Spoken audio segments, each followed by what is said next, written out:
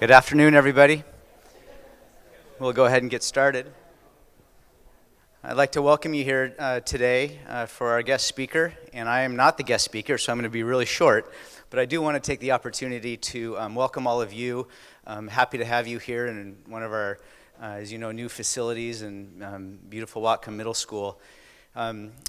For our speaker today, I'm going to introduce someone from up at Western who's actually going to do the formal introduction. So I just want to welcome you. I want to welcome our guest.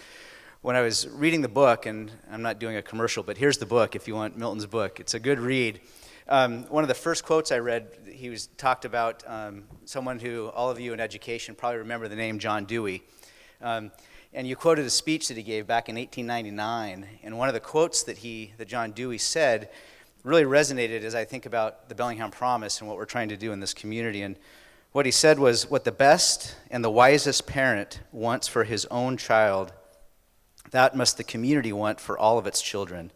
Any other ideal for our schools is narrow and unlovely. Acted upon, it destroys our democracy. So back in 1899, smart people thinking about the value of public education and us in Bellingham, the Bellingham Promise for all of our children. Today's event is due to the great partnership that we have at Western Washington University. Dean Rios, and I just saw Francisco walk in. Where are you, Dean? I want to thank you and the department this is part of your series, bringing in intellectual speakers that help us think about the work and help us push our thinking. And it was a phone call from you to our district saying, with our partnership, how might we bring one of the speakers here to speak at one of our schools and to our staff and community. So we have a great partnership with Western. It goes from the preparation of our teachers to our leaders to daily interaction with staff, helping our kids in our schools. And so we really appreciate and value the partnership that we have with Western Washington University. And to pass it over to someone from Western Washington University, I'd like to introduce Karen Holscher, who is faculty up at Western and knows our speaker personally and will probably speak to that, and she's going to introduce our speaker. So please give her a warm welcome.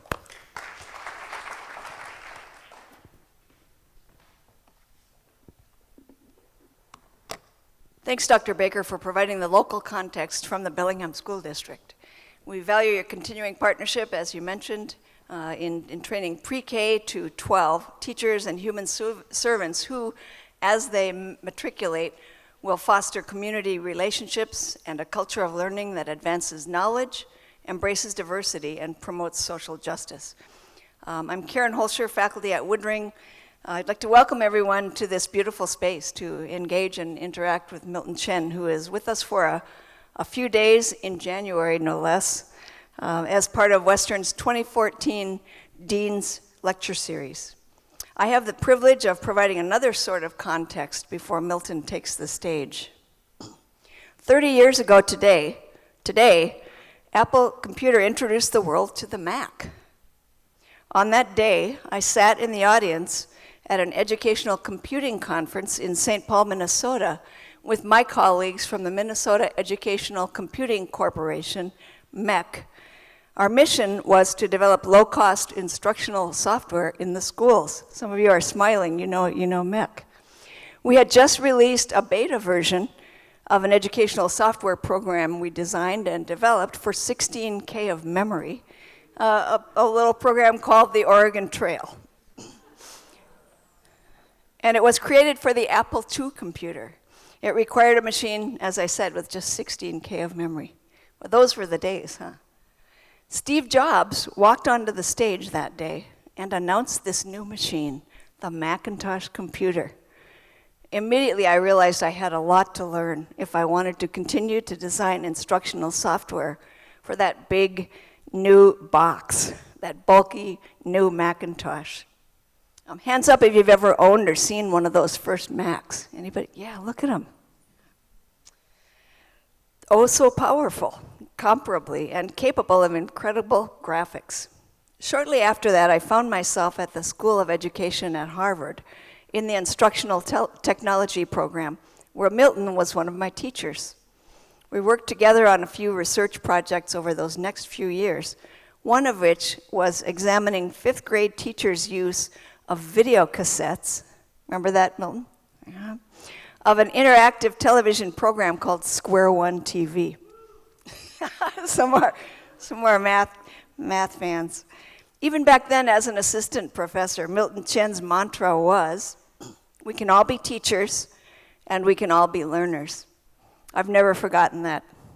This morning, I heard Milton make some of those same references to the value of lifelong learning, going both ways, in two venues on campus. First, to pre-service teachers in one of my classes, and next to a group of local education professionals who joined him for lunch. You've read the press release about Milton Chen. He's a busy, productive teacher and learner. Through his work with the George Lucas Foundation, a nonprofit group in the San Francisco Bay Area that uses its multimedia website, edutopia.org, and documentary films to promote innovations in learning, reaching over 700,000 users every month around the world. With no further ado, I'd like you to welcome Milton and enjoy listening to and watching some of the things that he has to share today. Milton Chen.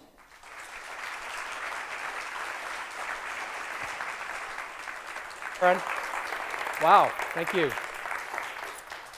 Yes, it is. We were just reminiscing here a little bit about some of the good old days, and the MAC, thank you, and some of that. I understand there's a little football game happening on Sunday, and some of you may remember the Macintosh commercial that aired how would you describe that amazing commercial of, there was an audience like this staring at a big screen, and it was kind of everyone doing the same thing at the same time, and here comes this lady coming in, and she throws a javelin in the middle of the screen, and it was time for a new technology, a new kind of computer, and we all remember those days, and we're here today to think about the future of all that. I wrote a little editorial after Steve Jobs passed away that the best way to honor Steve Jobs' memory is to give everybody this technology, to make sure that now, as we're turning the corner on this 21st century, we empower kids with this technology.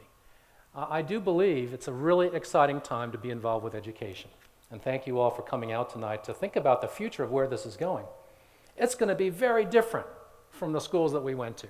It should be very different from the schools that we went to, because we have now brought the world of knowledge to kids' fingertips. I'm glad to see a young person here.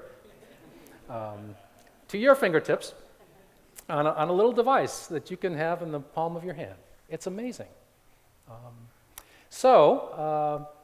Just great to be here and to think about where this is all going.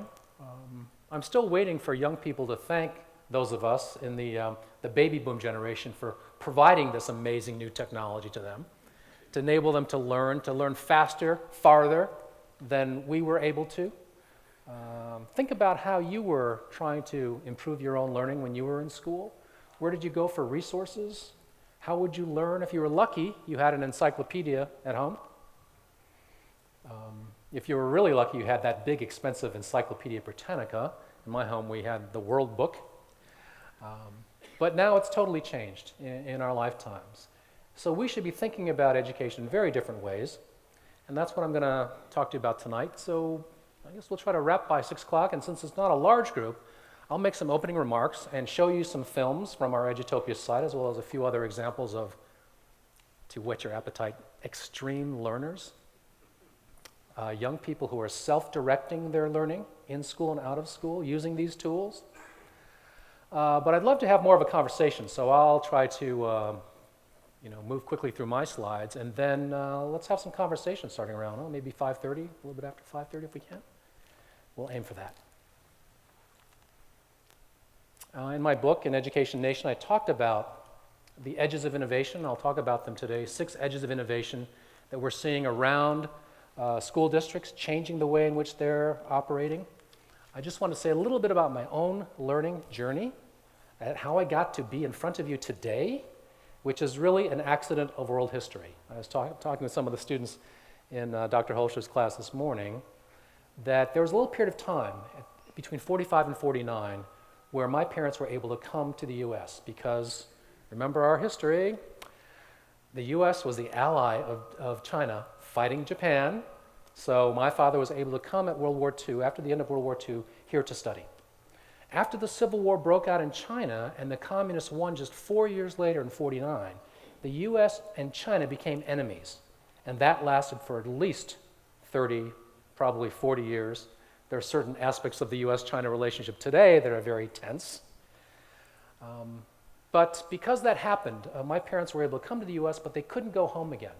So my sister was born in Corvallis, Oregon.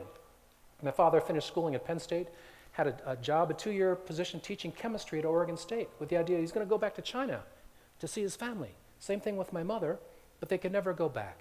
And a couple years after that, I was born. I've had a very fortunate career, kind of summarized by this line, that I've gone from the longest street in the world to a galaxy long ago and far, far away. I've been able to work on both coasts with very innovative programs and organizations, Sesame Workshop in New York, public television in San Francisco, and working at the George Lucas Educational Foundation in the Bay Area. Since Karen mentioned MEC, and many of you know it, when George Lucas tried to start a company for educational games on CD-ROM, he knew of MEC. His kids loved to play Oregon Trail. And he said, I'm going to look for the person who developed that. It's a great idea to simulate a historical journey through computer games, and he hired Susan Schilling from Minnesota. So I've been very fortunate, and that's a picture of me about 30 years ago on the Great Wall. We were doing a special called Big Bird in China. It was one of the first co-productions as China was opening up. 1982, we filmed this. It aired on NBC. It's still available on DVD. Big Bird in China, and can you see me in there? My hair was a little longer back then, and yeah. I want to acknowledge David Quinn is here. Where are you, David? There you are. So David Quinn was a cast member of 321 Contact around 1980, 81, 82. And you also appeared in the earlier programs? Yeah, wow. And there in that picture is Ozzy Alfonso, who's one of our colleagues, and we were just texting him that we were here together. Yeah. This is our website at edutopia.org. And this website was really created to share innovation from around the country and around the world. When Mr. Lucas was thinking about how would he support education, he asked a number of leading educators. And they said, well, you're a filmmaker. If you could make films about the most innovative classrooms and schools around the country, and maybe around the world, that would help us a lot, because we don't even know what are the most innovative programs. And we don't certainly know what those classrooms look like. So that became the heart of edutopia.org, and you can tell by the name, Edutopia, we imagine a much more ideal learning environment. The great thing is that this idealized learning environment exists today. It exists in many classrooms. We've filmed probably 150 schools around the country, but that's just a drop in the bucket in more than 100,000 schools just in this country. But this innovation exists, and it's moving towards the center. These edges of innovation are moving towards the center. So this is our website from yesterday, and you'll see that some of our favorite topics are there around technology integration, harnessing these new tools, education and social justice. I particularly like this shot of Martin Luther King delivering the I Have a Dream speech there about 50 years ago. If you saw the celebration of that March on Washington from last summer. I like it because there's a national park ranger there in his flat hat. And the national parks are becoming one of our new partners in education. As our nation is trying to get to the 21st century in education, we're learning that the schools can't do it on their own. We need partners with other resources who can help provide new learning resources and curriculum, who can help our students learn about things such as our nation's history. That's very much in our national parks. Our most important historic places in this country are national park sites. Learn about climate change education. The national parks have scientists who are studying climate change, and often you see climate change happening in the national parks. So just one example of new partners for us in this goal of redesigning the American educational system. They also include the Smithsonian. If any of you had a chance to go to the Smithsonian collection of online learning resources, fantastic. NASA, encouraging a whole new generation of young people to get interested in space science and aerospace. They all have, for the first time, just in the past couple of years, the first director of education for their institutions, just as a sign that these institutions are taking education seriously and feel they have a lot to offer. So our documentaries are called Schools That Work, and you'll see in our documentaries a number of schools from around the country, and also some international schools. We were talking about Singapore earlier, and the way in which Singapore, a nation of about 6 million people, is really at the forefront, even though it's a fairly small country, at the forefront of all the international comparisons. Well, you can look into the Singapore classrooms. We've got some classrooms from Finland as well, from China. Just at looking at those 4 stories, you see the way in which education is about a lot more than just learning subject matter. There on the lower right is a project about helping students deal with truancy and suspension through mindfulness, through meditation. Often innovation is something when I tell you it, a question mark forms in your brain. You say, well, how does that work? How is it possible that kids who live in a very difficult urban neighborhood in San Francisco, which has been at very high truancy and suspension rates, the things they see just by walking to school in the morning are things that kids should not have to see. So they arrive at school having seen shootings, violence. And often innovation isn't expensive. 10 minutes a day at the beginning of school and at the end of school. Those 20 minutes taken to just pause, be quiet, meditate, be thoughtful, in silence. The suspensions and the truancies have gone down tremendously. Kids are more focused during the school day. I don't know if we have a chance to we'll maybe show you that, because often I'll tell you something and you'll say, I don't really believe that can work. But the great thing about film is that when you see the look on the students' faces, that communicates something. You don't have to take it from me. And hopefully in the films I'll show you today, you'll see some of that. In the upper right, a story about financial literacy. How often is that taught in elementary schools? Can you teach children about money? Can you teach them about markets, about investments? In fact, this is something that kids love to learn about. And in that film, you'll see 4th graders who are making money through investments. They are mentored by investment experts, of course. And this is where broadening the kinds of folks who work with our kids is important. But these kids are in Chicago, and there's a nice connection to the president who is speaking in just about an hour, right? Because he knows about this project. In fact, Arnie Duncan, our Secretary of Education, worked at this Ariel Academy, and they taught financial literacy to young people. School gardens, a great innovation that, again, is moving towards the center. It used to be if you went into a school district and said, you know, school gardens are a great idea 10 or 20 years ago, and all the things that kids could learn from gardening, you'd say, well, how is that part of the curriculum? How is that part of teaching them to read, to write? But in fact, school gardening can cut across all of those things. It's one of those projects that integrates everything. It integrates science, learning about biology. In our film, the kids talk about learning about this ecosystem. They're learning mathematics. They're learning a little bit about chemistry. What's great about this school gardening program is it's more than gardening. It's also cooking. So there again, people say, well, how is that going to help with the Common Core? In fact, this program, called the Edible Schoolyard from Berkeley, California, Chef Alice Waters, one of our famous organic chefs, one of the earliest in California, talks about this as a complete seed-to-table experience.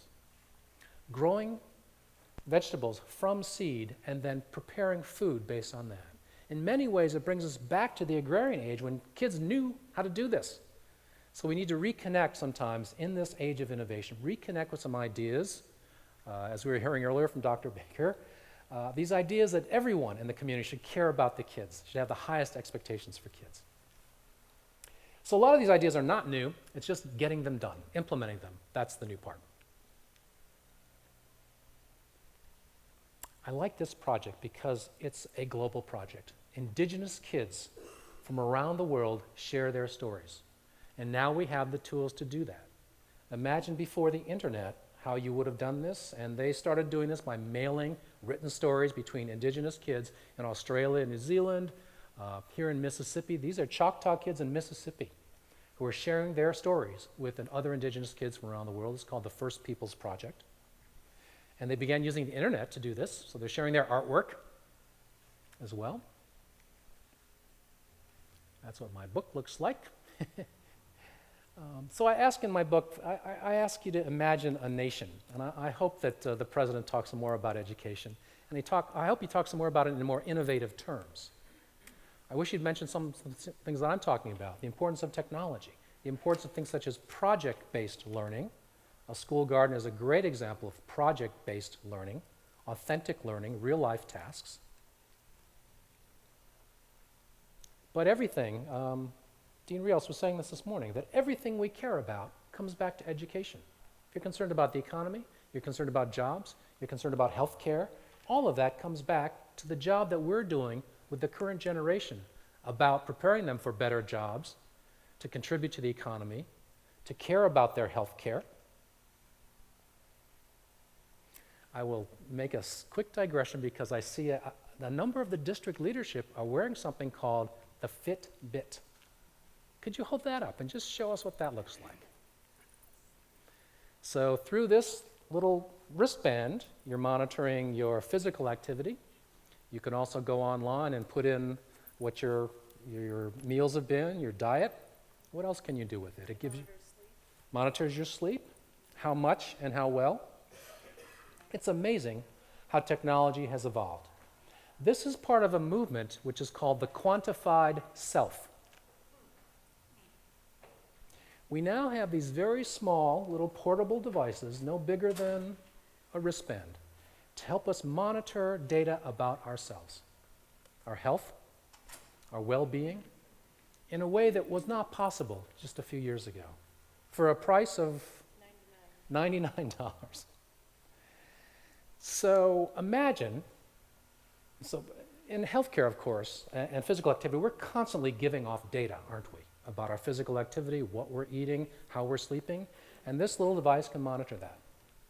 In this movement called the quantified self, they're also saying, well, education's the same way when you think about it. We're constantly giving off data about what we're learning, what we're reading, how well we're reading, what we're saying. There are devices that can monitor and record what happens in a classroom. We're constantly giving off data in teaching and learning, but we haven't had a way to capture it. And we're moving towards a day when we'll be able to do that. Some of you may be familiar with these simple devices as a child reads. The device can actually record the student's voice. It can match for the correctness of what they're reading. Teachers can tick off, on looking at the text, the words that the student does not read correctly and get a printout in real time of the things that the student needs help with. And of course, in a classroom of 30 kids, every student needs something different. How would a teacher, absent this device, know exactly what to work on? But again, through these little devices, kids are giving off data, and teachers are able to record and analyze that data in real time. I was just in a classroom in Beijing. They have a video recorder in the back. It's on the entire time. Storage, memory is no cost whatsoever. It's recording everything that goes on in the classroom during the day as the teacher's teaching, as the groups are meeting. And the teacher can go back and review what has gone on in the classroom, because the teacher's teaching all the time. Sometimes it's hard to see what the students might be having trouble with. But again, that device is a great device for supporting learning. That's what technology is meant to do, record and playback. We understand this. Record and playback. It's just that in the act of learning, sometimes we don't get a chance to actually review what we've learned. We're learning that these devices are very helpful in learning to read. Again, the paper textbook has been one medium, and some kids are quite good at learning to read from it, but not all kids. But through these new devices where the text can talk back to you, it can give you some hints, it can pronounce itself for you, it can pronounce itself in different languages. I'll show you an example of that today. It's making reading much more interactive. And my bet is with these new technologies, we'll be able to accelerate how kids learn and personalize how kids learn, because we'll be able to monitor how each individual kid is learning. I've had a chance to travel around, and Some nations, such as Taiwan and Singapore, they happen to be Asian nations, and perhaps there's a lesson there for us, take education very seriously. There's nothing more important in Asian nations than being educated. In fact, my father used to tell me it's more important to be educated than to do well in business. Your income doesn't matter. What's important is how educated you are. The merchant class in the traditional Chinese society is not the highest class. Here in this country, it's we pay homage to the millionaires, the billionaires. In traditional China, it was not. The highest aspiration was to be a Confucian scholar who worked in government, who knew how to do landscape painting, who wrote poetry. It wasn't just about the money.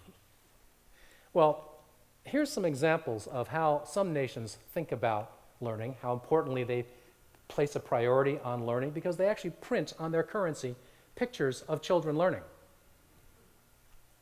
Take a look at the pictures that's on our currency. Hopefully someday, wouldn't that be great? I should send a note to the president. They were saying, we want to crowdsource feedback about the State of the Union address. I say, yeah, next time you're printing some currency, if you really care about education, do this. There are other nations that are doing it. I think most of you are familiar with the fact that we're not an education nation yet, high school dropout rate, and that in fact this gap in learning that's talked about, the achievement gap, starts very early. It starts even before kids get to school, of course. I love the research showing how parents talk to their kids during the first 3 years of life, the Hart and Risley study from 1995. By the time kids get to kindergarten, there's a 30 million word gap between some kids who've heard a lot of language and some kids who've heard 30 million words less. Not only the volume of speech that they've heard before they get to school, but the type of speech. They track the positive versus negative communications from parents to kids. And parents with more education were more supportive and more positive by a factor of like 5 or 6 to 1 in how they supported their kids. And parents with less education were more critical and more negative. So this is something, and there was a great NPR report, please listen to it, NPR and 30 million word gap. They're doing trainings for parents about this. It's probably the most important thing we can do as a society is to start with parents at the very earliest ages. And in fact, in those trainings, the parents are learning. They say, I never thought about this before. Thank you for telling me this. Now I understand. There's one of my favorite lines from it is a mother says, I knew it was working when my 4-year-old said to me, Mommy, that's ridiculous. She knew that word, and she applied it in the right context. So while we might envy other nations based on their test scores and the PISA exam, the Program and International Student Achievement scores were recently reported, not much progress for the U.S., but we're not losing ground either. We're sort of right in the middle. Here's our strength. It's this, as a nation, we have an enormous wealth of partners for education that other nations do not. Whether they're science centers and museums, arts groups, youth development groups, after-school programs, some of the most creative work that goes on because of No Child Left Behind, which moved the arts and the sciences out of the school curriculum, a lot of that went into the after-school space. So sometimes the after-school programs, and great that the federal funding is still there for that, enable our kids to have a more creative experience. And we're looking at a new day for learning, not just 6 hours a day, 5 days a week. 180 days, is that the school year here? 180 days. But it can be 24/7, 365. We were talking this morning about the opportunity of summer learning. I call it the third semester. The United States, if you look at the international comparisons, and then match that against the length of the school year, we have at least 1 full month less of school than most other countries. So when you create that gap, the 3-month summer vacation, our kids are forgetting a lot of what they learned in May, and we have to reteach it in September. All of you who are teachers know that. The research on this is very interesting. Middle-class kids, they maintain or improve their reading because their parents, again, that 30 million word gap, their parents are talking to them, taking them to libraries, getting them books, having experiences where language is part of it. The kids from lower income groups tend to fall behind in reading. But in math, Everybody falls behind in math during those 3 months. So we do a lot of remediation of math. It happens when kids come to college, community college. We spend a lot of time in the fall semester remediating what they should have learned the year before in high school. I'll simply mention that this is a great talk for understanding the age that we're living in. Despite all of the problems, this is a great time to be a learner. It's a great time to be a teacher, because now we have all these new tools for personalizing and accelerating learning. Clay Shirky is a futurist at NYU. He talks about this. He says, we have made this incredible device so that all of us, and in particular our students, can express what they know. He says we're living in the greatest expansion of human creative capability ever in humankind. You want to make a movie? You can do that on your smartphone. You want to take some photographs? You can do that as well. Every medium for expressing ourselves, language, text, spoken word, music, photography, images, on and on, all of that is right next to every other medium on that device. And it's an amazing gift to learners, and it's an amazing time to be trying to figure out how can all students learn to much higher levels much more quickly. I will say that my own interest in this was sparked very early on by Sesame Street, because I learned in college that the research on Sesame Street showed preschoolers could learn that content earlier than a lot of experts said, because they had never seen this medium before. They had never seen an educational TV program with engaging puppets and characters and animation and music and humor. Nothing like this had ever existed. But because kids at ages 3, 4, and 5 could watch that program for the first time, they learned content before they ever got to kindergarten that a lot of kindergarten teachers said they'll never learn it, especially through television. My God, have you seen television? It's horrible. That's what innovation does. It takes something and makes an entirely new use of it. So I've always felt that kids can learn more earlier than we think.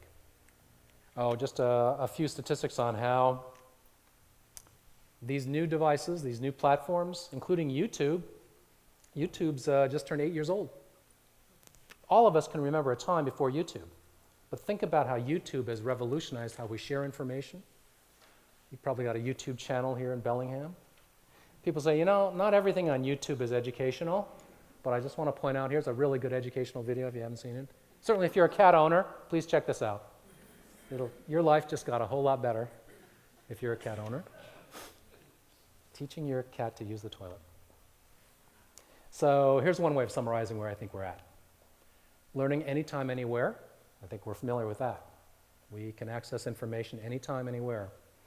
But what about learning any path, any pace? Can kids take different paths to learning? Sometimes it's called multiple pathways. From where they are, we can connect them up to different bodies of content to get them where we want them to be.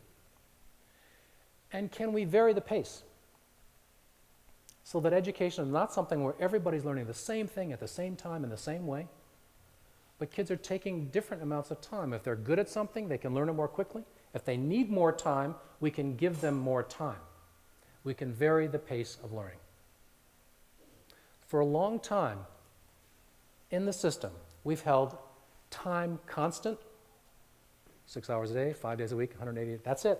Time is constant, that you have to get to a certain amount of content, but the learning is varied tremendously. Let's vary the time and make sure the learning always gets to a high level. So we're changing that kind of thinking. So I talk about 6 edges of innovation. You're familiar with many of them.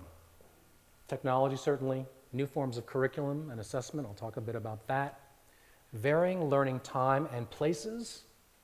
Hopefully having kids in more authentic places, whether it's a school garden at their school site, or a national park, or a science center, a museum. Your state is very fortunate in being very rich in these sorts of places. Co-teaching is the idea of breaking down the barriers between teachers as individual practitioners. When you think about it, teachers are the last profession where it's solo practitioners. As many teachers say, I was taught to go in that classroom, close the door, and teach. That's my job. I'm on my own behind the closed door. My colleague Lee Shulman at the Carnegie Foundation says that teaching should not be an activity done behind closed doors between moderately consenting individuals. We need to open up the doors of the classroom. So team teaching is a great way to integrate across subject areas. You would have thought by now we would have much more team teaching around, say, just math and science. These are two very allied fields. Math is the language of science, but in many places there's the math department and there's science. Great that we're now talking about STEM, science, technology, engineering, and math. Project-based learning integrates across the subject areas. So how about more co-teaching? How about teaching involving parents? How about teaching involving other experts in the community? And lastly, this large edge of our digital youth, our learners who love to learn using digital media. Can we find ways to encourage them to be part of their own learning process? I think most of you, certainly, as educators, are familiar with Howard Gardner's multiple intelligences, 8 different ways in which we're all smart. Traditionally, schools have all only focused on the first 2. What about the other 6? I'll give you George Lucas as just one example of someone who wasn't so good on the first 2, very visual.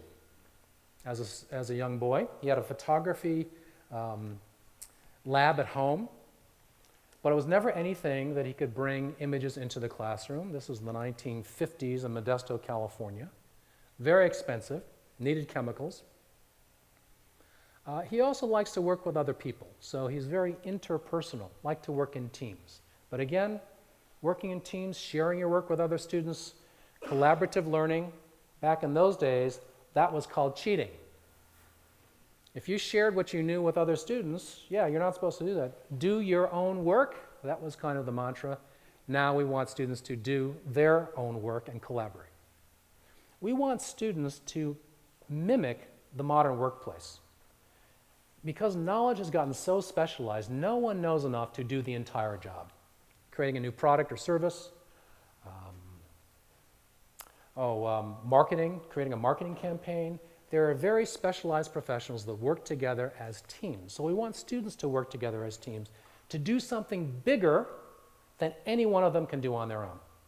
Create a website about the history of Bellingham. That's not something any one student can do on their own.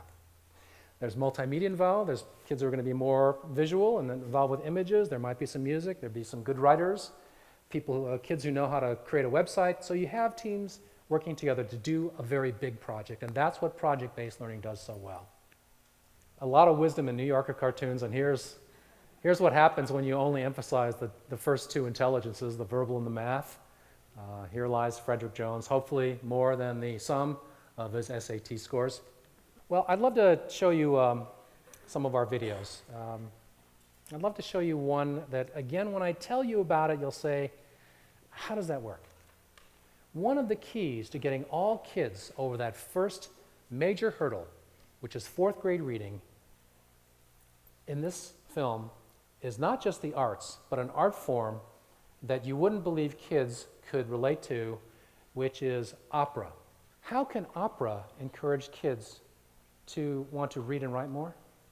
If I were to explain this to you, you'd have a lot of trouble. But if I show you the film, maybe just 3 or 4 minutes, it's that first one. You'll, again, look at the way the students are engaged, look at the looks on their faces, and you'll begin to understand the importance of using your whole body to express language. These first graders are learning all about opera. If we could just pause it there for a second. Just as one example of how technology continues to get better and better and enable us to have a more global perspective, one of the things that you can do with your films is to put the English language captions in a file on your YouTube videos, and Google Translate will translate those captions in up to 60 different languages in real time. So what I'd like to do is ask any of you who are fluent in another language to look at these captions and tell us what kind of job Google is doing. Pick a language. What would you like to? There must be some fluent speakers of other languages here. Spanish, did you say? Great. That's a good one, and I'll tell you why later.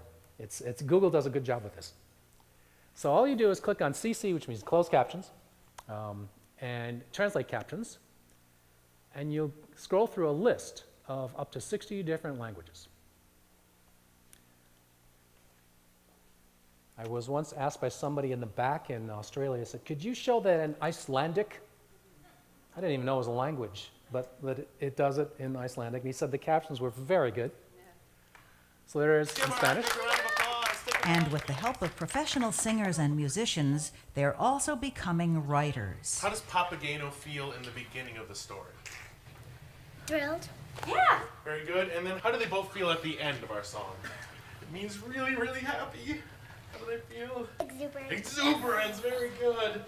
At Corbett Elementary School in Tucson, Arizona, the arts enhance instruction in math, reading, writing, science, and social studies. What words do you use when you're at the end of the story?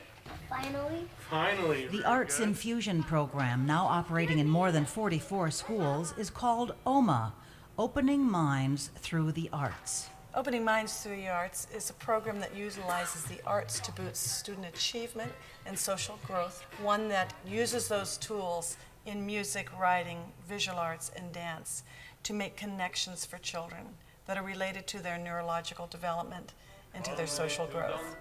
Come, my donkey low, my donkey high, high, low. OMA is based on brain research showing that the wiring of the left to the right side of the brain takes place between the ages of 4 and 12, a time when children learn from different forms of stimulation. Is there something that we're making with ourselves that we're forming? Let's see, Esteban. A pattern. A pattern. What kind of pattern are we making? A high-low pattern. Maybe. Music helps kindergarten children learn to listen. Our very first shape today is a triangle. Hand on your hips. 1, 2. Dance Another helps triangle. second graders learn geometry. Now put your feet apart so you have a triangle in your legs. Fourth graders study science while learning the violin. Okay, how does humidity affect our instrument? It makes the strings stick to the bridge. And fifth graders express their creativity by composing music. So now we need something that repeats. A rhythm that would be here, and then it would repeat here. and Opening repeat Minds here. to the Arts really is an academic program that infuses the arts. Because we align it with the state standards, it gives another way for the brain to connect to what children are learning. And the more opportunities that children have to have tactile or physical or all of those responses that may be different than what we are used to learning with, the better they learn. Mein Tür ist verschlossen, ich lass dich nicht ein.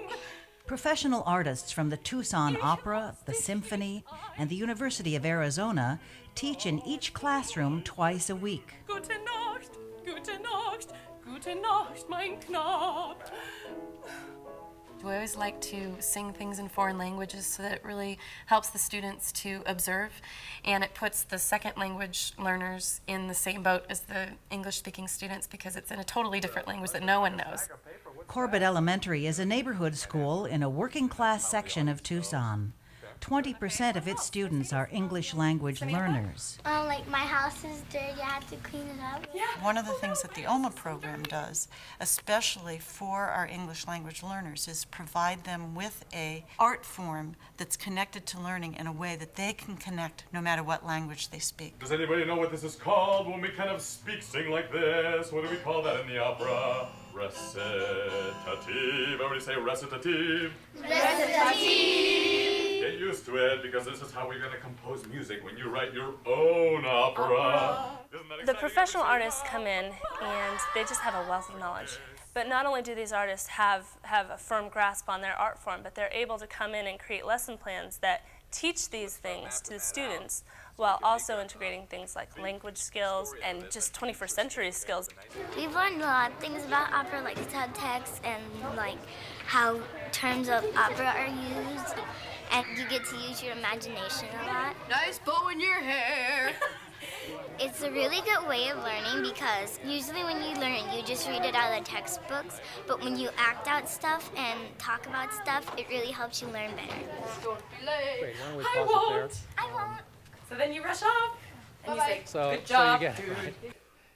Language is about feeling language, not just looking at the words on a page. And this film does a great job of showing how kids are using their entire bodies to vocalize language. And when that girl knew the word exuberant, yes, wouldn't it be great if all fourth graders knew that? She knows that word because she knows what it feels like. Oh, kindergartner, there you go. But she knows what that looks like and what it feels like. And that's so important, and we shouldn't forget that language and the arts go hand in hand. Sir Ken Robinson has one of the most popular YouTube videos and TED Talks about creativity in education and how we need to be doing more of this to get kids to higher levels of learning. And he says the problem with education is we're trying to educate kids from the neck up. We've forgotten that they have bodies, and somehow we just feel that we're trying to cram their heads full of knowledge and information, and it's not working. So I like this film because it makes that point about physical activity, movement, and art, and it's certainly several of the intelligences that Howard Gardner talks about. So which are our Spanish speakers, and what did you think of the... It's pretty good. So percentage-wise, what would you say it is? I mean, I'd probably say it was kind of hard because I was trying to listen and read at the same time. But I would say it was about 97, 98%. Pretty high. That's pretty good in my view. We've learned that in the Romance languages, the translation is quite good from English. To languages, Asian languages, Japanese, Korean, it's less good. I've showed it to Korean educators, and they start laughing. There was one film where one of the educators said, well, that's the heart of the matter. And the Korean was the heart of the matter. So they understood that wasn't quite correct. But it's an amazing, and this is pretty new, amazing to see how some of these technologies, especially around language, are helping us learn other languages, providing new tools that we just didn't have before. I'm especially excited about some of these speech translation, how you can now talk to your computer. It will find things for you by talking rather than typing. A much better way of communicating and getting knowledge. So let's just continue with our little film festival. And what I'd like to show you is a short film about social emotional learning. This is also the heart of innovation, understanding that education is now about a lot more than just knowledge and information, but it's education for the heart as well as for the mind. And if we deal with these issues of children's feelings, their hearts, the mind will follow. This is something that's taken us a long time to get to, but parents understand this. A lot of people understand this instinctively. How have we avoided dealing with kids' feelings about learning? I mentioned the film we've done around meditation. But now we have the research to support this. It's not just a matter of us debating this, but educational research is now beginning to show us the benefits of some of these innovations. And we have one of the best, most rigorous analyses of social and emotional learning curricula. These skills can be taught. It's not just a matter of your temperament, your personality, your background, your neighborhood, but practicing listening, taking another person's point of view, expressing your feelings, resolving conflict, respectful ways to resolve conflict. These are skills that kids can learn and practice. So SEL is an important piece of our core agenda at Edutopia, social emotional learning. So here's one example of an SEL program called Resolving Conflict Creatively. You'll see it in an elementary school in Brooklyn. So let's play that. Anybody want to see the captions in another language? Any other languages besides Spanish? German? Sorry? Would you like to see it in German? Okay.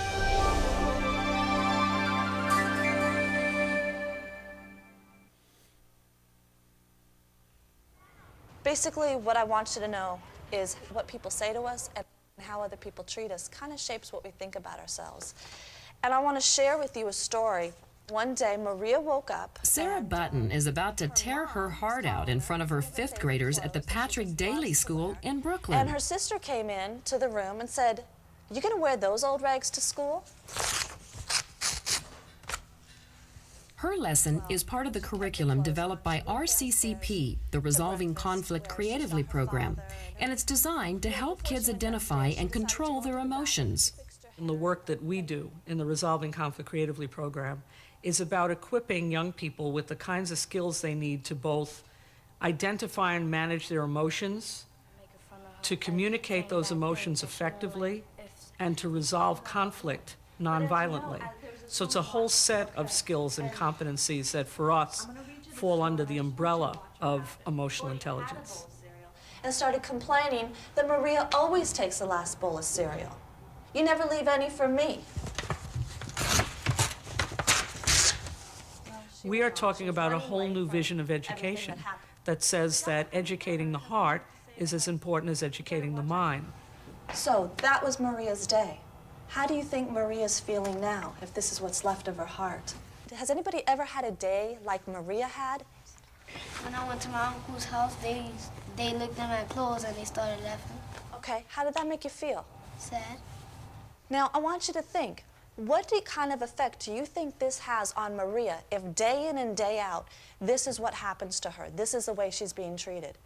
What kind of effect does that have on her? She ain't gonna have no self-respect. We're really not teaching values, we're actually teaching skills. We're teaching some solid competencies that people can learn and use. They're almost like tools in a toolbox. 1, 2, 3, action!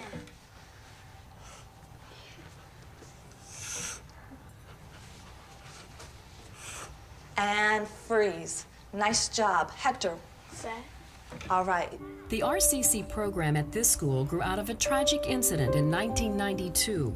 A young student had left the school after an emotional outburst, and when Principal Patrick Daly followed him into a neighborhood housing project, Daly was caught in the crossfire of a drug deal gunfight. Once we're able to identify the feelings we're having, we're going to use it as a tool and a strategy to help us solve problems. 1, 2, 3, action! Stacy, you're a lousy friend. You didn't even invite me to your birthday party. I have you over to my house all the time, and you couldn't invite me to one stupid party. Gina, why don't you shut up? Who cares what you think? It was a wonderful party, but you wouldn't have known because you'd never know how to act. If I invited you, you would have ruined the whole thing. And freeze. Okay, that's skit A. They're now going to show you skit B. And this is using the strategy that I'm going to teach you in just a minute. One way the RCC program helps diffuse classroom conflicts is by teaching children how to express their emotions in non-threatening statements called I messages. Okay. 1, 2, 3, action. Stacy, I felt hurt and angry when I found out you had a birthday party and you didn't invite me, because I thought we were good friends, and it just doesn't seem to me something a good friend would do. Gina, I wanted to invite you to my birthday party, but my mother said I could only invite 2 friends because all my cousins were coming. I wanted to talk to you before the party, but I didn't know how to. I would like to keep on being friends. And freeze. All right, yeah, nice job. Well, what we were doing today is definitely, it's an artificial situation. It's not real life. And, you know, granted, when my kids go and they're into a situation where someone is saying, you know, you talked about my mother and I'm not going to have it and forget about, they're going to slip and they're going to go back, well, you said this, and they're going to get their attitudes, and that's kids. But what you try to do is you try to bring them back and you try to review, you go over it again, and you say, what's another way that we could solve this problem? When you don't play with me because I thought we were good friends. I want to just say one. So first of all, how are the German captions? What did you? Wow, same as the Spanish. That's great. Yeah. So again, I'm really excited about the speech translation, and I talked a little bit about my background, and one of my interests is certainly in these coming years trying to foster more exchange between U.S. and China, because I think These are two nations that need to have a positive mutual relationship in the coming decade. I think it's the most important relationship for both countries and for the world. If the US and China figure out a way to create a more peaceful world and a better world economy, that will be great for the entire world. If this doesn't go well, you can see a lot of ways in which things could start to deteriorate. So I've been trying to work with a number of schools and districts on educational exchange. I'd be glad to talk about that as well with Bellingham as well and Woodring. But what comes up is that people often say, well, Chinese is a really hard language to learn, and how can, in order to have more communication, they need to learn more English, and that is one of the most widespread things. There are more people learning English today in China than there are Americans who speak it here. Can you believe that little statistic? In a nation of 1.3 billion people, more than 350 million of them are studying English in China right now, starting in school. One of the good things that has led to a growth in Chinese language teaching in our districts is the AP Mandarin exam. So the College Board, I don't know how long it's been, maybe 7 or 8 years ago, said, we think Chinese is an important foreign language. We're going to offer an AP exam in it. And that has led to a lot of high schools now beginning to teach Chinese. And now we have all these different ways of learning it. Speech translation. If you want, go to it's great to be able to share things like this, and you can be seeing them as I'm speaking.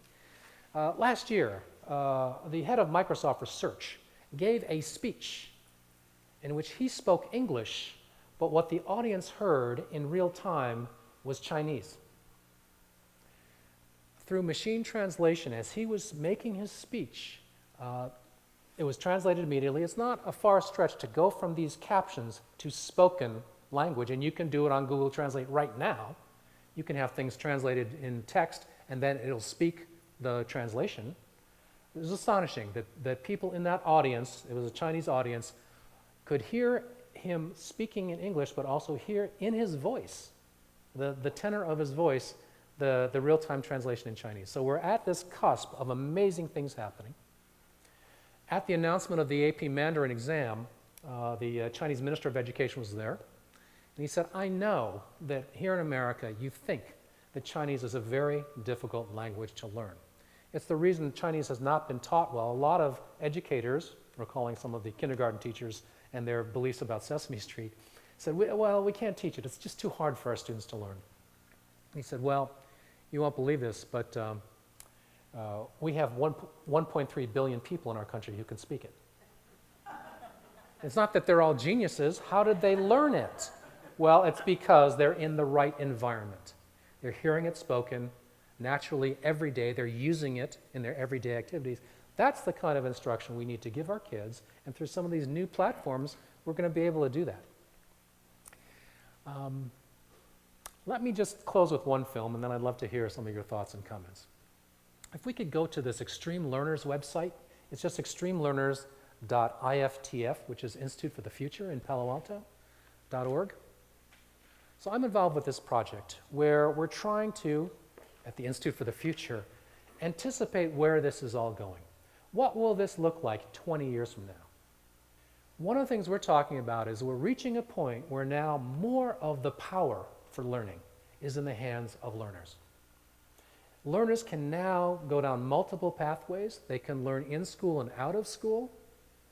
So we interviewed, if you could click on the tab that says Stories. Maybe it's down there at the bottom. There's a little video introducing it from me. There should be a tab where it says About and Stories. Yeah. If you scroll down,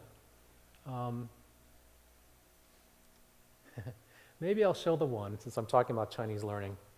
What these young people are doing is not only self-directing their learning, they're also making things. So let's have a look at Nick. My name is Nick Minder, and to me, extreme learning is about learning, but where you remember it later. So, the traditional education model, you have a semester, you have a topic, the topic's interesting, you take the test, you forget all of that. As I learn more things and as it becomes really easy and my knowledge base grows, and I'm like, aha, I know that. you know, it's like this transformation. I'm like, oh no, why did I waste those first 16 years just feeding facts into my forgetting machine? And it's a little bit sad that I did that, and that everybody's doing that. When I got out of school and I was like, oh geez, you know, I really don't want to get a job. What can I do? Okay, I'll start a startup. I solve a problem that I have. I had a problem learning Chinese characters. And so I made a startup called Scritter, which teaches you how to write Chinese characters, but instead of just learning a new character and then bam, you got it, great. You know, the old characters are mixed in with the new characters so that you keep reviewing them. Just doing some spaced repetition stuff like super memo from a Wired article that I read. And we did some cool handwriting recognition stuff too. And it turned out to really, really work. People were learning way faster. They're remembering 95% of the characters that they learned instead of that 39%. So now they're actually capable of doing Chinese. Like, they're getting good. These are just short, kind of 90-second little trailers for these 11 learners, and we're going to be announcing this website in a couple weeks. We're also asking folks like you to take a look at this website and to tell your own stories about your learning, how you're learning things in and out of school, for formal learning, for informal learning, for lifelong learning. Again, now we have these tools and platforms to be able to really be lifelong learners, to do it from your own home, not necessarily to have to go to a place, a classroom. But what these learners talk about is not only how the web is encouraging and facilitating their learning, but how they're also getting this bug about learning. They talk about how you need to be more motivated to go out and get learning. You shouldn't just rely on the teachers you've been given, the school you've been given. You have to be more proactive about that. On the website, we talk about this notion of education with the words Y-O-U in the middle of education, which makes the point that now you should be the center of your own learning. And how can you be mentored by different adults you'll meet? And if you just scroll down, you'll see a sampling of some of these learners, and they are of all ages. Some of them are freshmen now in college. Timmy Yu is a great example of a student who came to the U.S. not knowing any English. By the way, congratulations, is it Katie Brown? Washington State Teacher of the Year, teaching English language learners. Congratulations. I saw the video on your website. It's fantastic.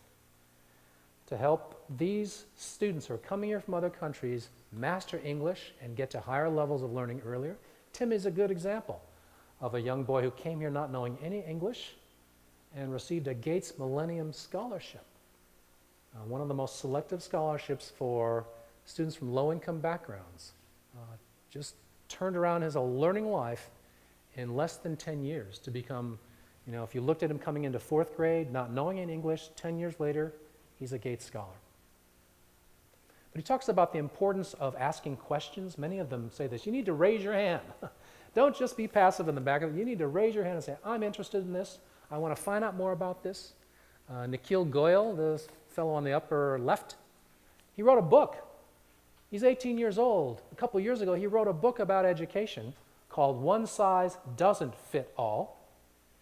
And he interviewed a number of folks, including myself. I got an email from Nikhil. He said, I'm 15 years old. I'm interested in education. Will you talk to me? And he said, you'd be amazed at how many people, if you write to them as a young person, say, I'm 13, I'm 15, I'm interested in something you know something about, how often they'll write back to you. So again, the internet is making this possible to go out and find new sources of knowledge, new experts and mentors. But you have to have that idea. You have to put yourself in the middle of your education. Well, since it's getting close to coming on 6 o'clock, I'd love to just pause here. And first of all, thank you for your time and attention today. And I'd be very interested in your thoughts and comments. Yes? So, as an educator myself now, I know we spend a great deal of time considering knowledge claims, things we want students to know, without perhaps stopping to ask what knowledge is and how we know what we know. So much of what you talk about today is about rather than considering, to use your example of Martin Luther King, rather than considering the dates again or what occurred, as Sam Weinberg suggests in historical we need to teach kids how to think historically. So much of what you talk about today is not about what do we want students to know, but how do we want them to know, and how do we want them to think about knowledge critically. So my challenge to you then, in the form of a question, would be to what extent can we use technology to build critical thinking pathways so that, as Nick says, we don't create students who are forgetting machines, but rather we're creating students who are guided by their own ability to create their own pathway. Regardless of what we say, we need them to know. Yes. To lead. Yeah.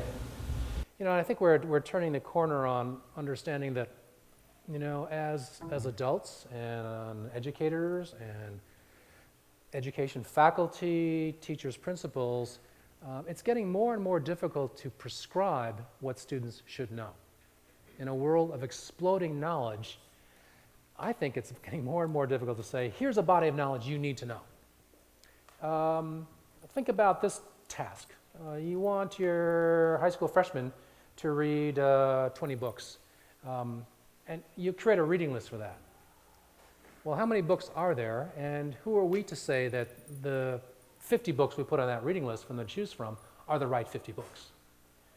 So I think when we get to what's called deeper learning, thinking about knowledge, where knowledge comes from, being more critical about knowledge, we have to give students more authority to be able to pick and choose, and also move them towards more authentic ways of learning. When you mentioned Sam Weinberg's work around the teaching of history, instead of history being a series of dates and places and times to memorize, to begin to think as a historian, to, for instance, document the history of your own town, your own family. Much of this is history that nobody really knows. So that's great because it comes to students as something that this is, you're inventing knowledge, you're discovering knowledge, and you're learning that often there's no one right answer when it comes to history. People didn't really know what happened when. So I like these ideas where you're thinking like a scientist, you're thinking like a historian. Sometimes it's called authentic learning. And the textbook learning has been very unauthentic for a long time. So that's why I like project-based learning, getting out and identifying a problem in your community that you'd like to know more about, and taking some action to, you know, deliver a service back to your community. On our website, we have a number of service learning projects. One of my favorites is from Oregon, where a high school senior named Luis and his team. You must have 4-H here. Another good example, I mentioned Smithsonian, NASA, national parks. 4-H is about a lot more than raising the prize sow at the county fair. They have embraced new digital learning.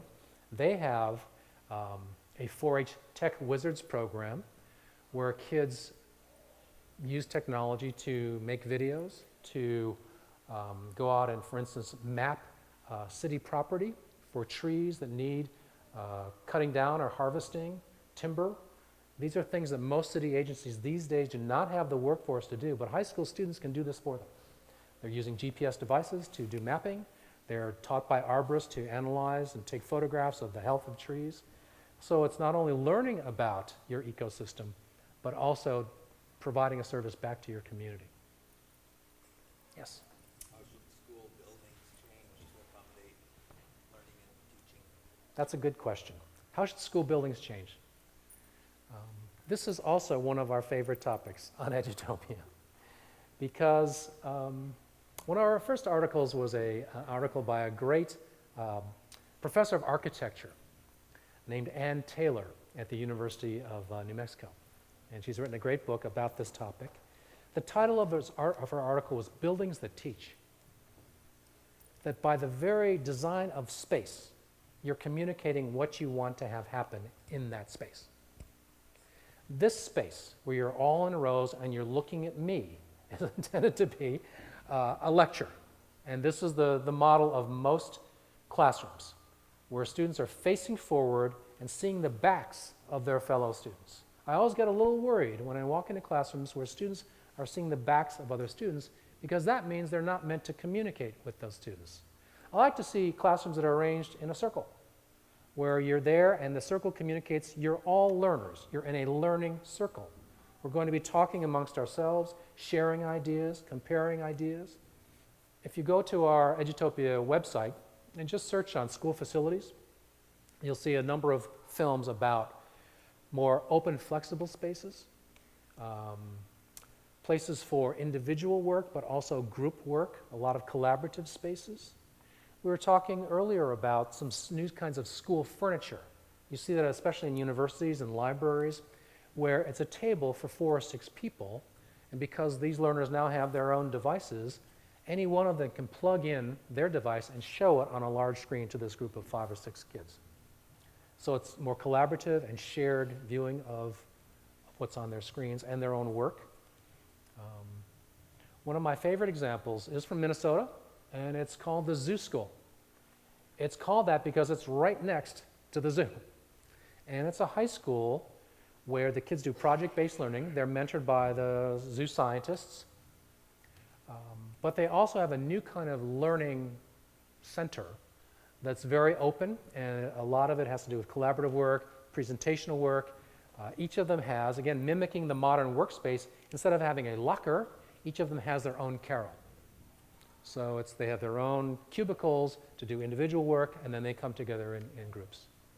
But that's a very important topic about, as we're renovating a lot of schools in this country, to not just build the same double-loaded classroom. Classrooms loaded on both sides of the hallway. Yes? Oh, great. Do I need a mic? Can you hear me? Yes, great. So my question has to do with technology and socioeconomic background, because I know I'm both excited and discouraged with technology at the same time, because I think there's so much we can do with it. But even in my own classrooms, I can see there's a huge breakdown of what students can afford on their own. Some students can't even have phones, like a cell phone of any kind, and we're asking them to access and do things on the internet. Yes. Likewise, with international students, knowing international students' backgrounds, and when they come to this country, what that looks like, that transition is very, challenging. So I feel like we're talking about a really cool new educational concept that is somewhat elitist, and it's very niche-y to our country, and we're fortunate, and we're also, I think, closed-minded at the same time. So I'm not really sure if you could just talk about that a little bit. Yeah, you can probably guess that I'm an advocate of providing every student with these digital tools. And I've been an advocate of that for a long, long time. Now we've reached the point where we can provide these tools for the cost of a textbook. In California, I don't know about here, we pay about $175 for one textbook, a history textbook, a science, one textbook, and we have the students use that textbook for 7 years. So for the cost of that one textbook, we can give every student a tablet or a smartphone or whatever device. I like the mobile devices because they can carry that with them. We have a project, I don't know if you can call it up, called School to Home, school with the number 2 and then home in California. And we talk about ways of generating more revenue for these sorts of projects, the cost of technology, and not just the devices, but broadband, Wi-Fi, so hardware, software, internet access, the total cost of ownership, as it's called, it's getting to be about $200, maybe $250 per student per year. So this is a project that is funded by a fund that the telecommunications companies contributed to. I'm sure it's true in the state of Washington with the mergers of the telcos. Remember all those different companies that provided technology and internet access and DSL? There's now only like 3 left. They've all merged. I can't even keep track of them. AT&T bought whoever they bought, and Verizon bought whoever they bought. So in California, this is regulated, and I believe it's true in Washington. When these companies merged to create even bigger companies and more profits, in California, the PUC, Public Utilities Commission, said, wait a second, okay, we're going to allow this, but in order for you to merge, we want to create a fund for lower income families to gain access. We want you to provide this technology to exactly those families. $60 million, not there, but the CETF, California Emerging Technology Fund, $60 million, if I remember correctly, over 5 years. Now, $60 million sounds like a lot of money. Over 5 years is about 12 million. You make those divisions, there's T-Mobile and AT&T, and this is fairly modest amounts of money for these companies. But it has enabled us to provide these devices on a pilot program to California districts, especially starting at the middle school. We feel that's the right time. They have the responsibility and they value these devices. We've had very few instances of theft, breakage. Students are learning to repair computers as well. So there's a film you can look at later in which it talks about not only how the students are using it in 6th, 7th, and 8th grade for more authentic learning of history. You'll see a piece about that. But it lifts the entire value of learning in the home. This is a laptop program where students bring the computer home with them. Now, some laptop programs, they only get to use it during the school day. They don't even get to use it during the summer. This project they do. They bring it home, and it becomes, for many of these families, the first computer in their home. The parents get interested. The parents get interested in looking up information about employment, about healthcare. The kids help them with that. There's a nice scene in here where a couple Spanish-speaking parents say, for the first time, I'm able to understand what the school is communicating, again, thanks to Google Translate. They take the communications from the school, it's translated into Spanish, they understand it, they communicate back in Spanish, it's translated back to English for the teachers and the administration. So again, we've got all these new platforms and ways of communicating, and what's more important than creating a family environment for learning? And we haven't had those tools before. Yes? We've been working here in the Bellingham schools on kind of broadening our focus as to what we're measuring in student learning. And we've been fairly narrow in the field of education around the things that we've privileged. As you noted, you know, the SAT scores on the gravestone. And so as we started to work in this area on measuring in the social emotional dimensions, academic tenacity, grit, some of the things that we see in Carol Dweck's work, for example. One of the things we're wrestling with is how does some of these things that we say are important for kids to grow and develop, how does that scale in terms of a picture of how the system's doing in serving kids in all of those areas? I wonder if you've seen good examples of ways in which schools are starting to aggregate particular kinds of information to give them a picture of how students are developing in these areas, and if you can point us to some good examples of where that's taking hold. You know, I think we're just, again, at the cusp of a lot of districts understanding the importance of some of these non-cognitive factors. We've been so focused on the cognitive factors, and we haven't done very well with them. We're learning that some of these other factors, resilience, grit, thank you, Paul Tuff, for popularizing this, are as important and maybe even more important because they fuel the cognitive factors.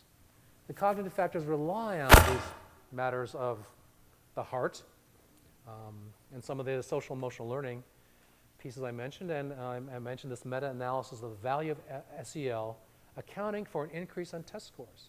So the SEL actually increases test scores when kids feel better about themselves and when they're in the learning environment. So I have not seen a system that fully encompasses that, but many districts are beginning to talk about that. And my advice to you is to invent that. That this is not, the future is not something that should happen to you, all these different trends and things and devices. The best way to predict the future, as Alan Kay says, is to invent it. So begin to take some of these platforms and experiment with it, create models of that. I like these approaches to student portfolios, for instance. Now we have a way of capturing what students learn. It's essentially a website where students can put up their work related to certain criteria. They could be Common Core standards, they could be other things, but include in that portfolio some of these factors.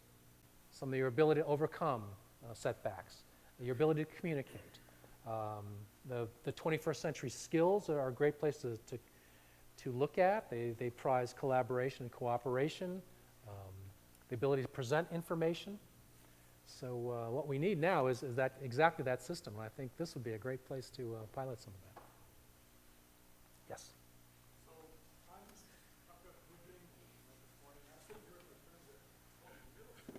Mm-hmm. On a mic?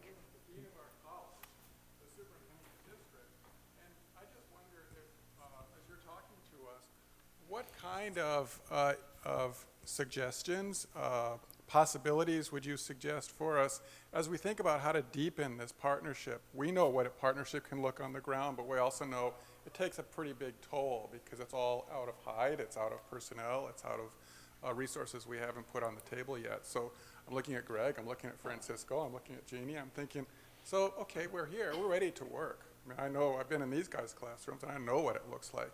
And you know, you'll need to come in and talk to them because they're doing some pretty innovative stuff there. Yeah. So I want to, well, maybe you could inspire us, but also put some tangible suggestions on the table. How can we make this partnership fly? Between the university and the district. Yeah. That's a really important partnership that not enough universities embrace. And I like university partnerships that are university-wide, that go beyond the College of Education, to reach into some of the STEM fields, the art, the history, where you have some subject matter experts that can contribute to this. But that's something that should come from you. That is something that, and when I talk about personalized learning and passion-based learning and interest-driven learning, that should be something that you identify. Here's something that I want to work on. I can give you some examples, and Edutopia is full of them. But what works in those places may not be exactly what would work for you because it's not exactly what you're passionate about. And I like places where they build this out of their passion, whatever it might be. I like experiments where people are able to pursue topics of interest. I didn't get a chance to show you, but one of the keys, I think, to all this is giving educators, both in higher ed and in K-12, more freedom and more flexibility to identify these topics, what they want to work on together. For so long, we've been very prescriptive about what professional development is, and this carries forward into students themselves. More flexibility for students to come up with projects that they would like to pursue, hopefully in teams, that meet certain criteria, meet certain standards, but they get to decide. Because again, we've given this the wealth of information that they can rely on. Please go to a project called the Independent Project from Western Massachusetts. A high school student goes home and says to his mother, I'm so bored in school. I don't relate to the classes, the subjects. It doesn't interest me. I'd like to drop out, you know. And the mother says to him, well, instead of complaining, why don't you do something about it and go tell your school that? Tell them that here are the things I'd like to learn. And maybe they'll give you a chance or find a way to allow you to do that. So that became a student-led project, and it's great that we have a process for that, independent studies, independent projects. We often allow this to just happen for seniors after they've taken the tests to get into college. But this became a whole movement. You'll see a very nice white paper written by students about what they did. And there's a nice video there. But they did amazing things. They wrote short stories, novels, they did service learning. Students have ideas and things they're curious about, but often not able to activate that, as I mentioned about George Lucas and photography, in the classroom environment, and that should apply to you as well. I'm sure there are things, if we had some more time, you'd say, I'd really like to do X. I'd like to work on that. And you'll find allies and other people who will get excited about that. Yes? Good.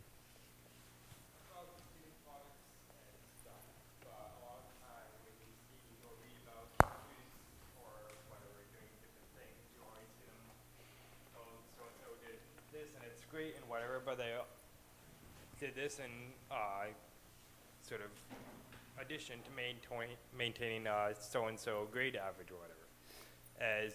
So they seem to always place that as a side achievement to their main education or what. Is there a way of placing these main sort of goals or whatever as what you're trying to do in life rather than a sort of distraction from your education. You mentioned student products. Yes, like writing novels, or if Yes. that's what you want to do with your life, writing novels or whatever, as something that you want to follow rather than having your being a side sort of distraction from your education, which is Mhm. the main sort of highlight. Oh, they did it in addition to their education. Yeah, again, I think we're moving towards a view where we value deeper student learning and student products of their own learning, rather than just their grade in a course or their test scores. Now, I don't want to say I'm anti-grades and anti-tests. They serve a purpose. The trouble is they tend to be the only things that we are focused on, and we don't allow students to get to that deeper level. So I like some of these new ideas that are floating around in the educational world, for instance, Bard College in New York. Last year announced that, and Bard is a very selective liberal arts college. Its president is Leon Botstein, who's a musician and a conductor. They said, you know, we're going to try something different. We don't care what your grades or your test scores are.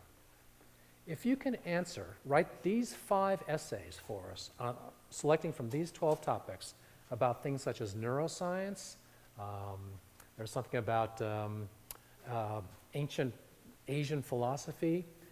If you can somehow learn enough about these to write these essays and send them in, and our faculty look at them and give them a grade of B or better, you're in. That's it. You don't have to spend all this time on SAT test prep and trying to figure out how to game the system and get the highest GPA.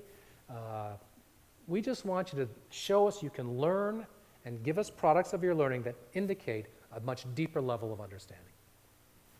When we talked about assessment systems, while we've been focused on No Child Left Behind and using tests because it's all we had, we did not invest in other systems of assessment.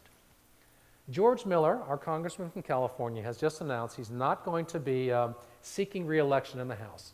But for 40 years, he's one of our leaders in education in the Congress.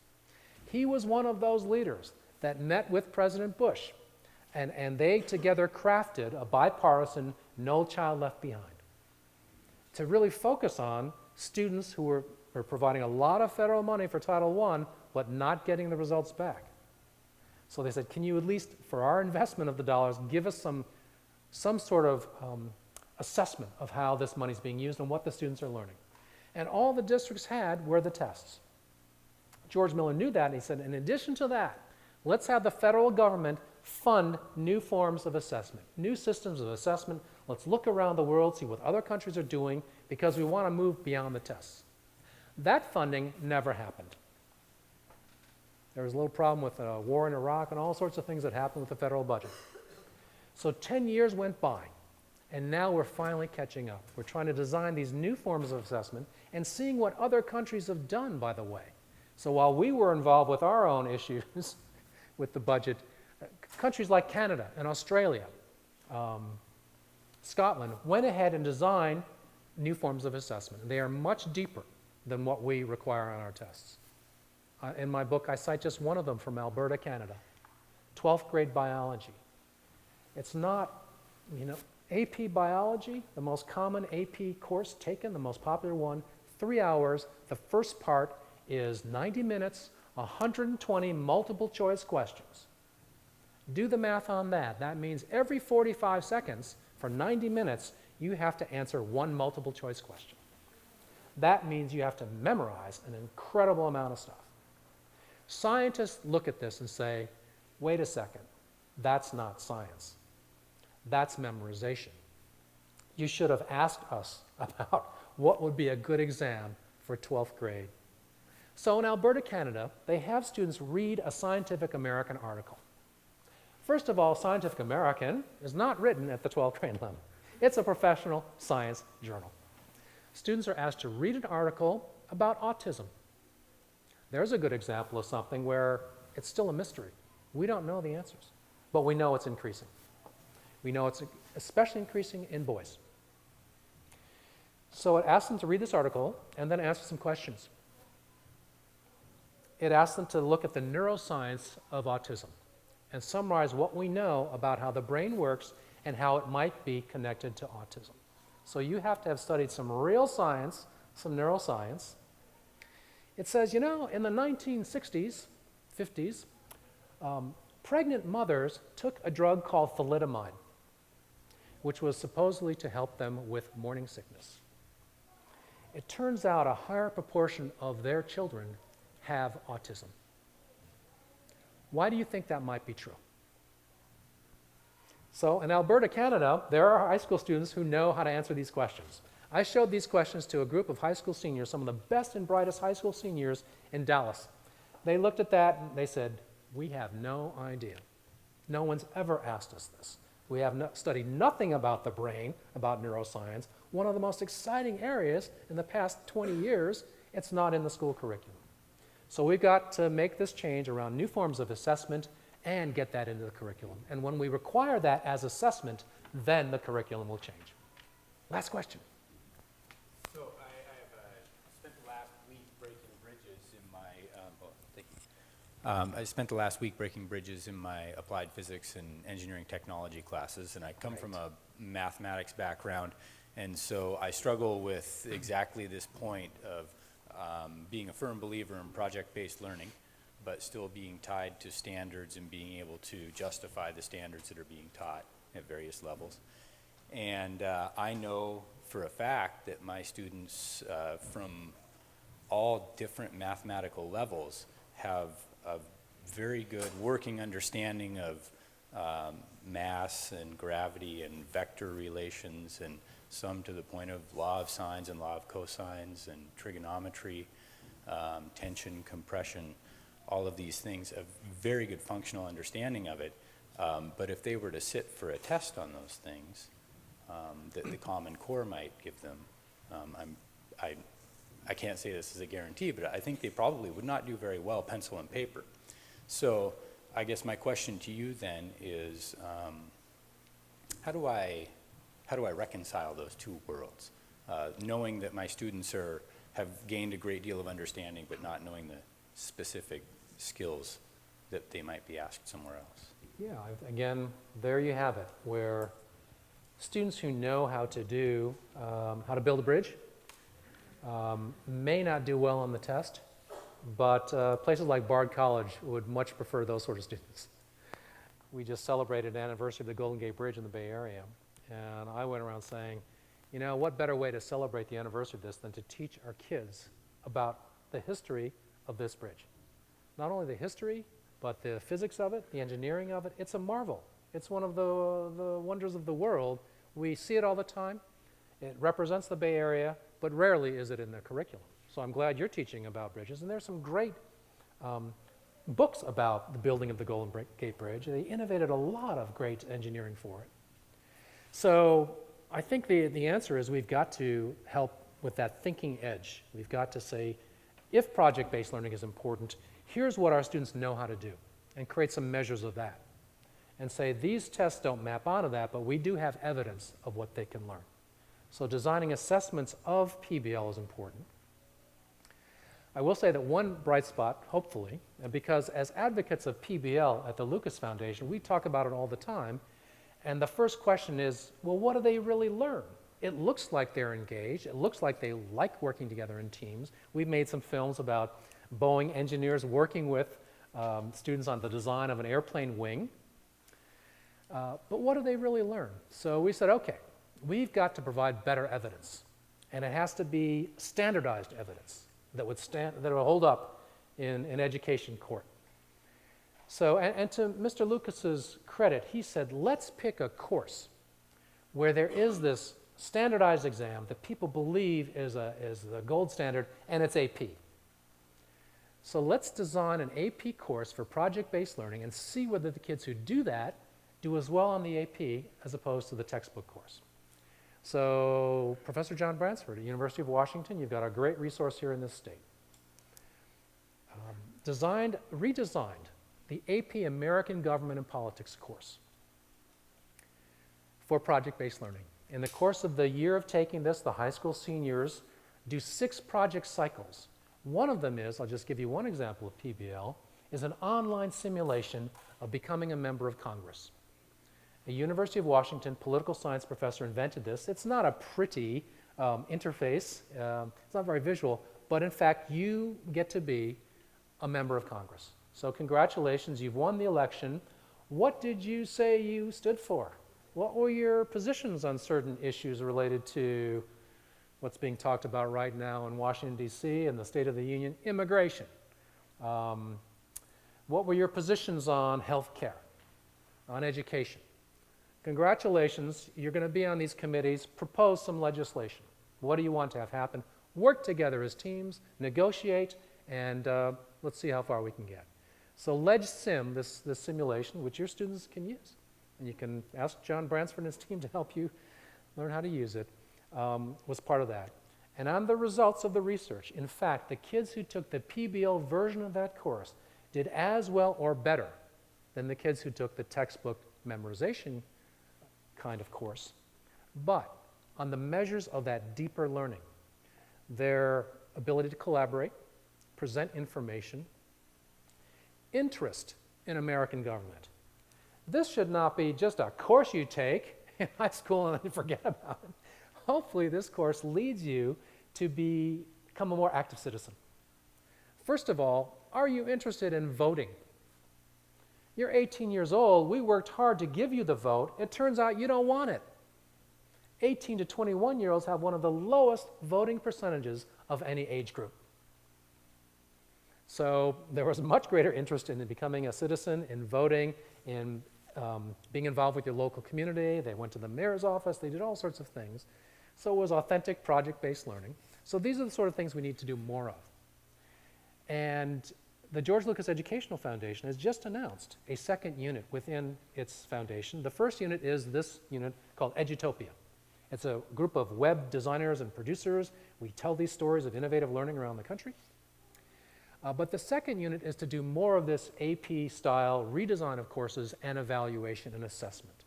So that's called the Education Research Group there at the Lucas Foundation. And they are very busy redesigning some courses and then redesigning the evaluations of the learning. And we're hoping by doing this that bigger places like universities, like the College Board, will begin to invest more in this, including the federal government, which is the big engine for education research, by the way. One of the great values of the U.S. Department of Education is they do a lot of education research. We'd like to encourage them to do more of this kind of research. It'd be great if Bellingham could be, and Woodred could be one of their grantees, to propose something to them, to that Institute of Education Science, say, look, we want to do this kind of project-based learning. We have some great group of researchers and schools that want to do this. We want to redesign courses and provide some measurement for it. Okay, it's 6:20. Thanks so much for coming.